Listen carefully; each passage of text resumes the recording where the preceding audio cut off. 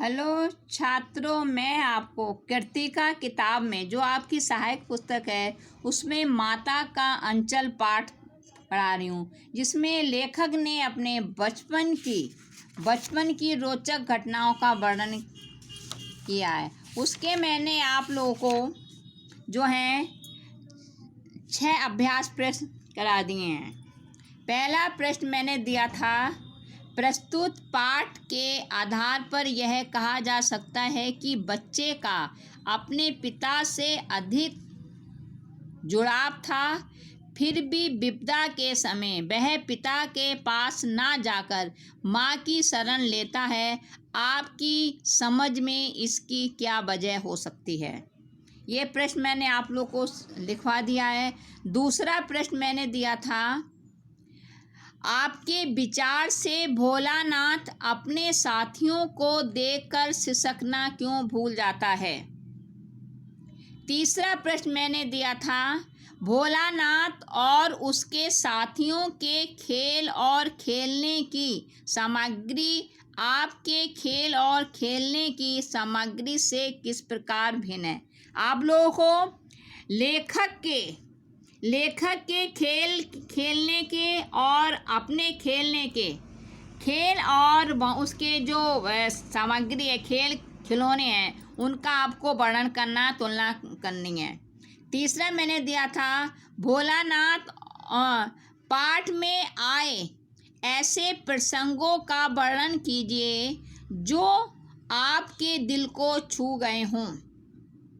तो मैंने इसमें आपको जो है पहला तो मैंने आपको यही बताया था कि सबसे रोमांचक प्रसंग वह है कि जब एक सांप बच्चों के पीछे पड़ जाता है, तब बच्चे किस प्रकार से गिरते पड़ते भागते हैं और माँ की गोद में सहारा लेते हैं। यह पाठक के हृदय को भीतर तक हिला देता है। दूसरा प्रसंग है कि बच्चों के पिता का मित्रता पूर्वक खेल में शामिल होना मन को जो है छू लेता है, और जब पिता का बच्चा बनना सुख पाठकों को भाव विभोर कर देता है। फिर मैंने प्रश्न दिया था, यहाँ माता पिता का अपने बच्चे के प्रति जो वात्सल्य व्यक्त हुआ है उसे अपने शब्दों में लिखिए। तो उसमें मैंने आपको बताया था कि लेखक के माता पिता किस तरह से दोनों में वात्सल्य की जो होड़ लगी होती है। माता बच्चे को दुलारने के लिए तरसती है, और जबकि बच्चे का जो पिता होता है उसको बच्चे के नहलाने धुलाने खाना खिलाने में बहुत ही आनंद आता है। वह माता यशोदा के समान बच्चे की एक क्रीड़ा में रुचि लेते हैं। दूसरी तरफ माँ तो वह कहती है कि बच्चे का पेट मैतारी के खिलाने से ही जो है भरता है। वह बच्चे को भरपेट खाना खाए हुए बच्चे को भी अपनी वात्सल्य कला से जो है जाकर ढेर सारा भोजन करा देती है। तो इस प्रकार से माता पिता के वात्सल्य का वर्णन है। अब जो मैंने आपको प्रश्न दे रही हूँ वह है कि छठा प्रश्न, इस उपन्यास अंश में 30 दशक की ग्राम्य संस्कृति का चित्रण है। आज की ग्रामीण संस्कृति में आपको किस तरह के परिवर्तन दिखाई देते हैं? इस उपन्यास में 30 दशक की ग्राम्य संस्कृति का चित्रण है। आज की ग्रामीण संस्कृति में आपको किस तरह के परिवर्तन दिखाई देते हैं? तो इसका उत्तर है कि हमें जो है आज के ग्रामीण जीवन और पहले के ग्रामीण जीवन में तुलना करनी है। तो इसका उत्तर आप इस प्रकार से लिख सकते हैं कि आज की ग्रामीण संस्कृति में अनेक परिवर्तन हो चुके हैं। आज कुओं से सिंचाई होने की प्रथा समाप्त हो चुकी है। उसकी जगह ट्यूबवेल आ गए हैं। अब बैलों की जगह ट्रैक्टर आ गए हैं। आजकल पहले की तरह ग्रामीण अंचल में भी मौज मस्ती और आनंद मनाने की चाल भूलता जा रहा है। वहाँ भी भविष्य, प्रगति और पढ़ाई लिखाई का भूत सिर पर चढ़कर बोलने लगा है। यानी कि इसका उत्तर आप इस तरह से लिख सकते हैं कि आज की ग्रामीण संस्कृति में अनेक परिवर्तन हो चुके हैं। आज कुओं से सिंचाई होने की प्रथा समाप्त हो चुकी है। उसकी जगह ट्यूबवेल आ गए हैं। अब बैलों की जगह ट्रैक्टर आ गए हैं। आजकल पहले की तरह ग्रामीण अंचल में मौज मस्ती और आनंद मनाने की चाल भूलता जा रहा है। वहाँ भी भविष्य, प्रगति और पढ़ाई लिखाई का भूत सर पर चढ़कर बोलने लगा। यानी कि वहाँ पे भी अब ग्रामीण संस्कृति में भी अपने भविष्य को लेकर माँ बाप चिंतित हैं। अब उन्हें गांव में भी जो है बच्चों को पहले जैसी जो है आज़ादी के दर्शन नहीं होते। तीसरा प्रश्न है कि नवा प्रश्न, माता का अंचल शीर्षक की उपयुक्तता बताते हुए कोई अन्य शीर्षक सुझाइए।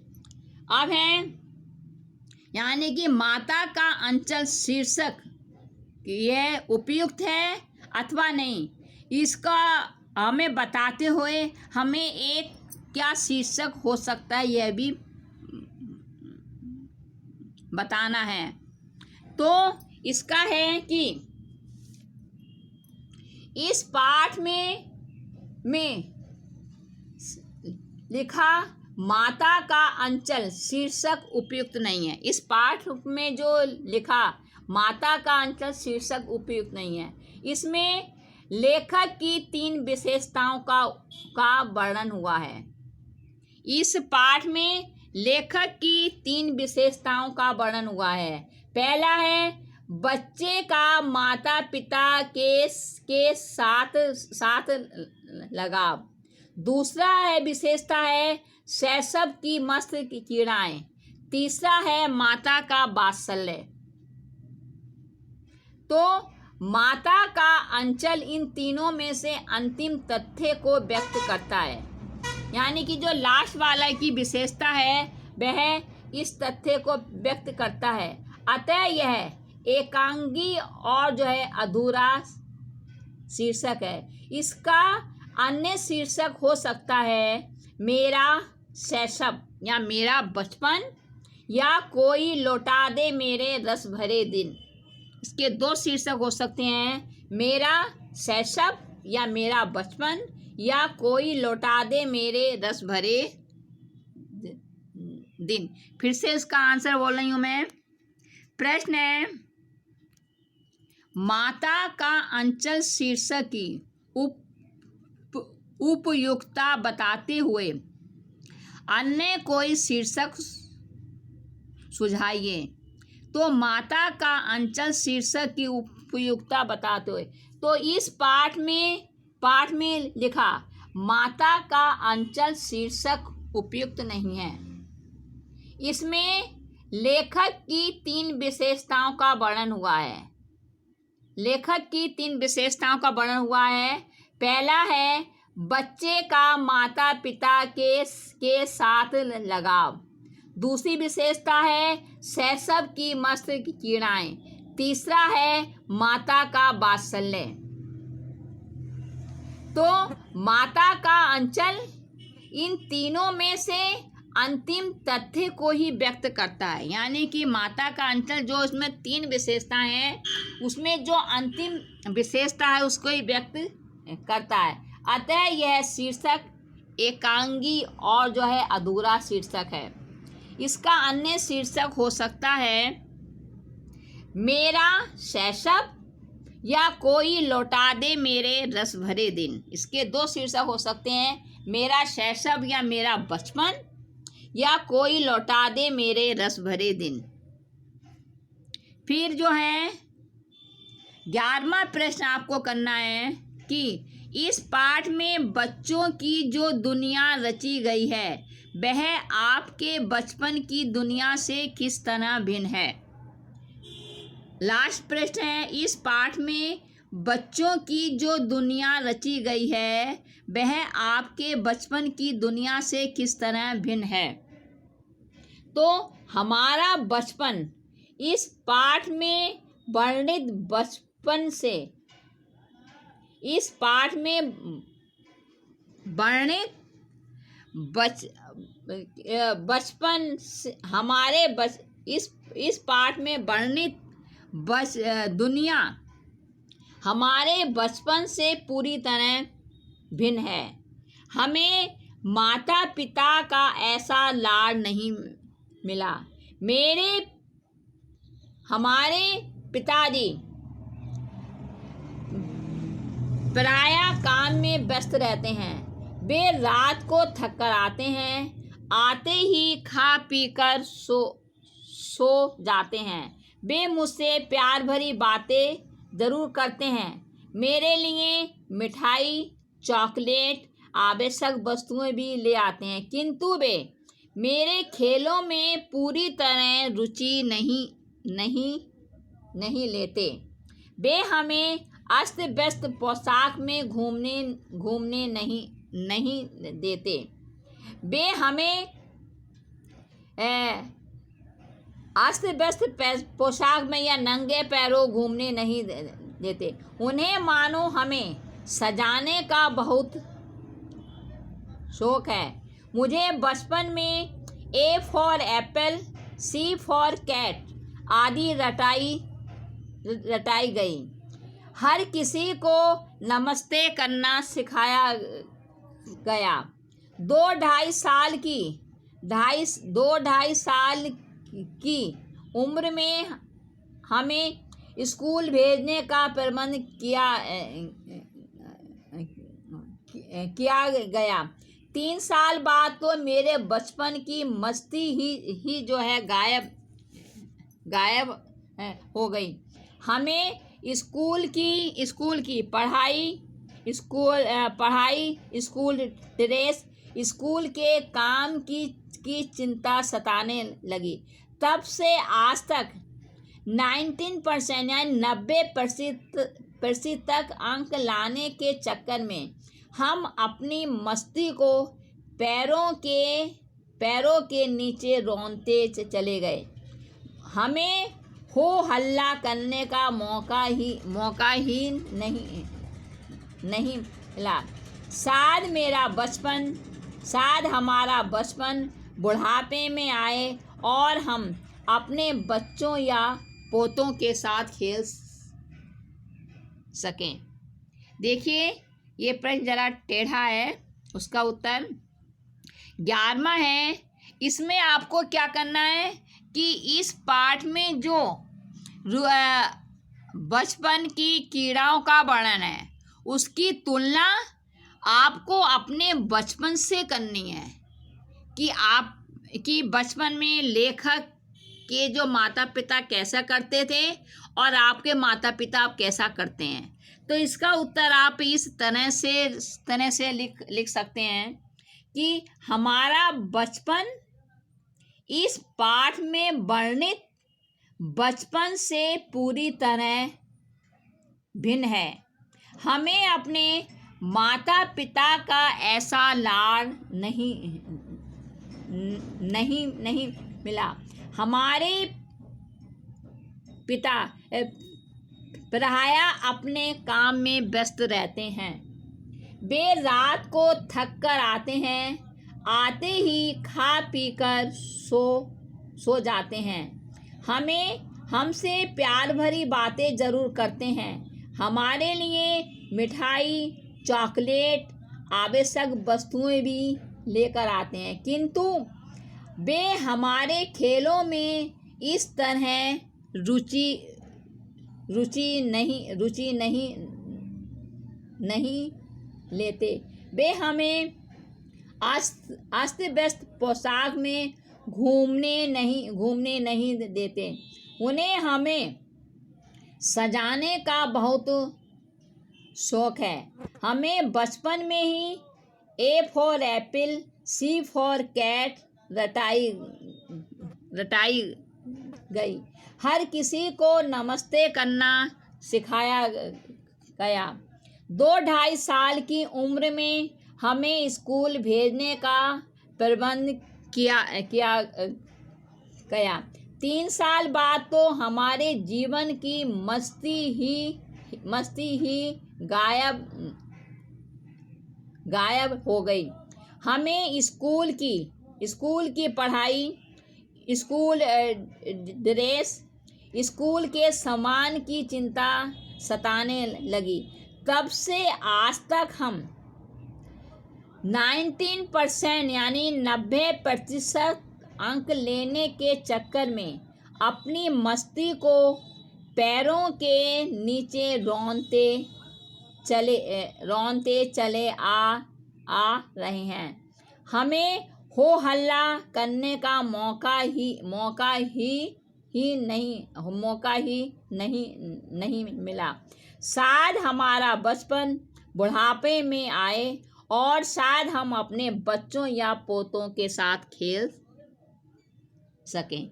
तो इस प्रकार से आपको अपने पाठ में वर्णित जो बचपन है उससे आपको अपने बचपन की तुलना करनी है। फिर से ये प्रश्नोत्तर जो मैंने आज आपको दिए हैं वे फिर से समझा रही हूँ मैं। छठा प्रश्न मैंने आपको दिया है कि इस अंश में 30 दशक की ग्राम्य संस्कृति का चित्रण है। आज की ग्राम्य संस्कृति में आपको किस तरह के परिवर्तन दिखाई देते हैं?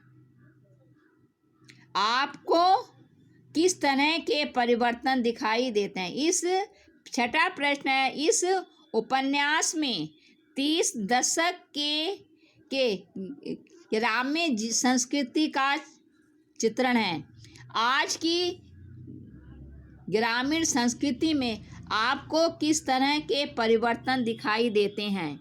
इसका उत्तर आप लिखेंगे कि आज की ग्रामीण संस्कृति में अनेक परिवर्तन हो चुके हैं। आज कुओं से सिंचाई होने की प्रथा समाप्त हो चुकी है। उसकी जगह ट्यूबवेल आ गए हैं। अब बैलों की जगह ट्रैक्टर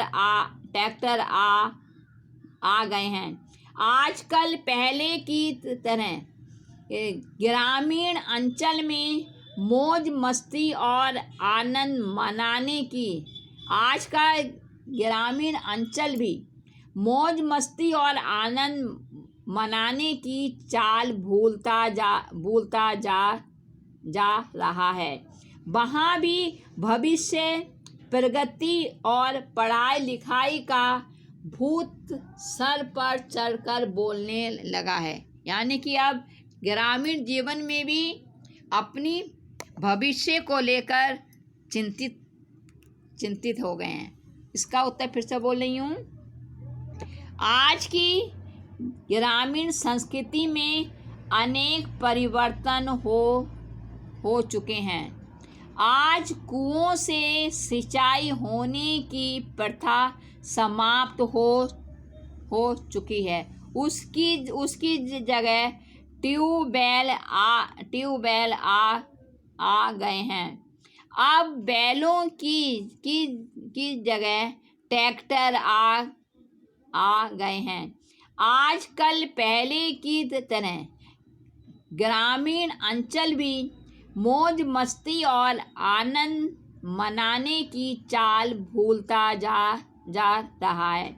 वहाँ भी भविष्य, प्रगति और पढ़ाई लिखाई का भूत सर पर चढ़कर बोलने लगा है। फिर आपका प्रश्न है,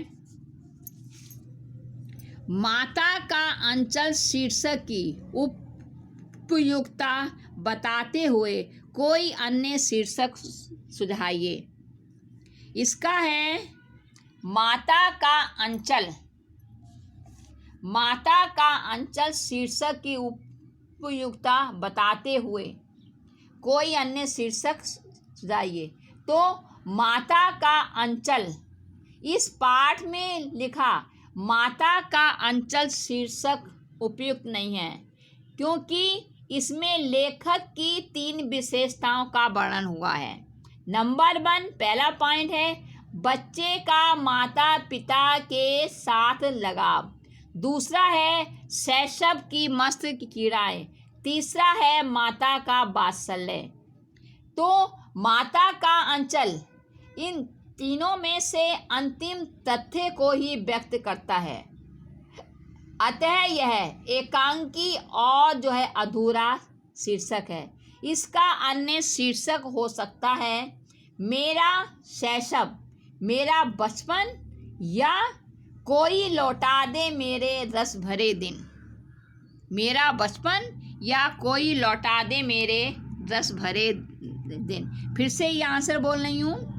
माता का अंचल शीर्षक की उपयुक्तता बताते हुए कोई अन्य शीर्षक सुझाइए। अब इसका उत्तर है, इस पाठ में लिखा माता का अंचल शीर्षक उपयुक्त नहीं है।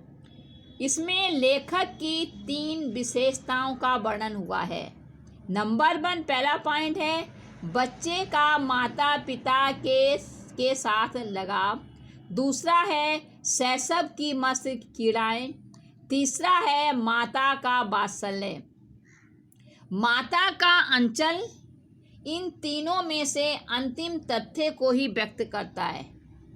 अतः यह एकांगी और अधूरा शीर्षक है। इसका अन्य शीर्षक हो सकता है कोई लौटा दे मेरे रस भरे दिन या मेरा बचपन।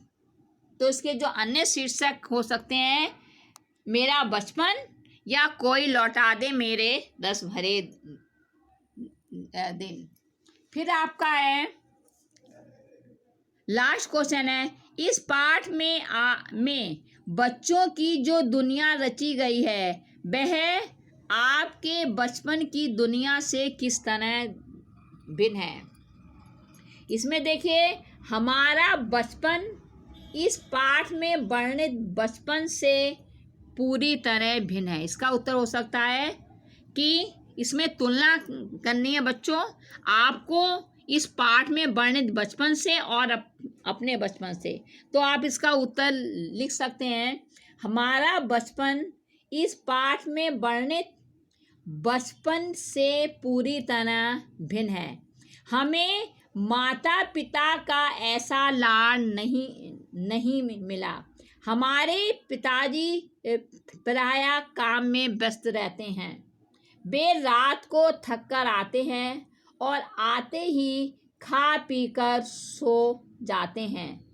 वे हमसे प्यार भरी बातें ज़रूर करते हैं, हमारे लिए मिठाई, चॉकलेट, आवश्यक वस्तुएं भी लेकर आते हैं, किंतु हमारे खेलों में इस तरह रुचि नहीं लेते। वे हमें अस्त व्यस्त पोशाक में घूमने नहीं देते। उन्हें मानो हमें सजाने का बहुत शौक है। हमें बचपन से ही A for apple, C for cat रटाई जाती है। हर किसी को नमस्ते करना सिखाया जाता है।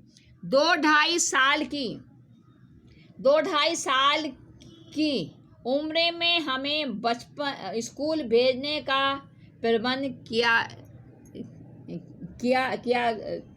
गया। 3 साल बाद तो हमारे जीवन से मस्ती ही गायब हो गई। हमें स्कूल की पढ़ाई, स्कूल ड्रेस, स्कूल के काम की चिंता सताने लगी। तब से आज तक 90% अंक लाने के चक्कर में हम अपनी मस्ती को पैरों तले रौंदते गए। हमें हो हल्ला करने का मौका ही नहीं मिला। शायद हमारा बचपन बुढ़ापे में आए और हम अपने बच्चों या पोतों के साथ खेल सकें। तो इस प्रकार से एक बार फिर से इसका आंसर बोल रही हूँ। इस वाले आंसर में आपको अपने बचपन, इस पाठ में वर्णित जो बचपन है और इसमें जो है उसकी आपको तुलना करनी है अपने बचपन से। तो इसका उत्तर आप इस तरह से लिखिएगा। हमारा बचपन इस पाठ में वर्णित बचपन से पूरी तरह भिन्न है। हमें माता पिता का ऐसा लाड प्यार नहीं मिला।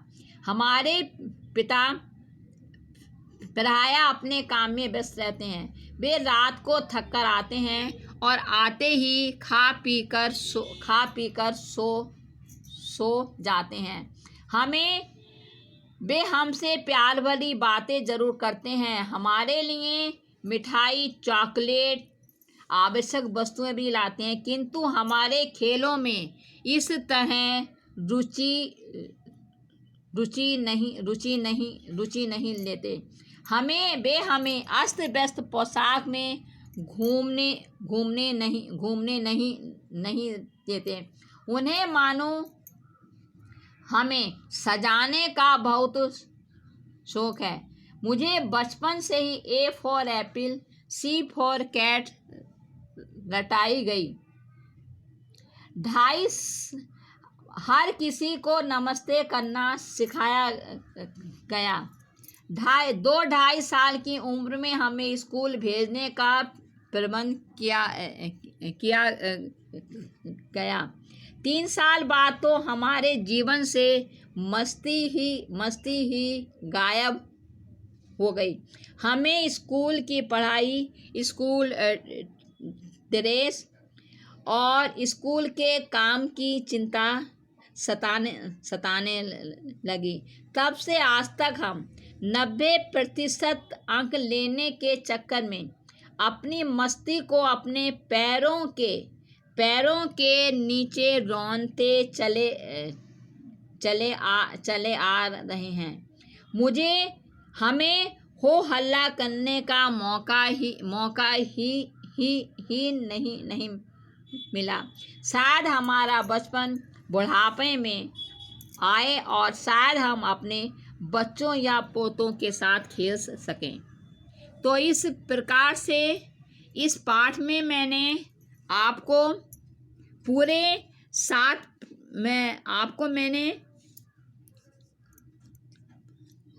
8 प्रश्न करवा दिए हैं। देखिए, पहला प्रश्न आपको करना है, टिक मारे देखें। दूसरा करना है, चौथा करना है, 5वां छठा करना है और 7वां नहीं करना है, 8वां, 9वां और 11वां। 8वां, 9वां और 11वां।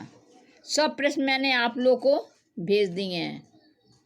और तो इसी के साथ ये माता का आंचल ये पाठ आज लोग का समाप्त हो गया। धन्यवाद।